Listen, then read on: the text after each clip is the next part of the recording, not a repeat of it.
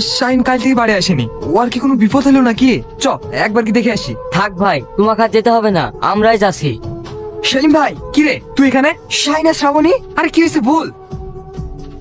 সোনাটাকে বড় বাবু দাঁড়িয়ে চলে গেছে, জয়ের প্রধান যায়নি গেছে, আমি সব ভয়ে বল দিছি। তুই কি বলছিস? বিশু তাড়াতাড়ি সোনাটাকে চ। ওগো, আমিও যাবো তোমার সঙ্গে। ঠিক আছে চ। তোরা চিন্তা করছিস কেন? আমি বেঁচে থাকতে তোদের ভালোবাসা কখনোই ছিন্ন হতে দেবো না। আমার খুব ভয় করছে, আব্বুরা এসে শাহিনের। আমার ভাইয়ের গায়ে হাত দিবে? আসুক ওই মন্ডল বংশের লোকেরা, ওরা আসলে ওদেরকে কুচি কুচি করে কাটবো।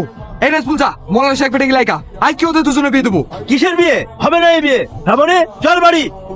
বিয়ে হবে না মানে? আপনি ভালো ভালো বলছেন, কিন্তু বেরিয়ে যান, নাহলে কিন্তু খুব খারাপ হয়ে যাবে। খারাপ হয়ে যাবে মানে? আমরা কি হাতে চুরি পড়ে আছি নাকি? এই থামো তোমরা, কেউ পালানোর চেষ্টা করবে না।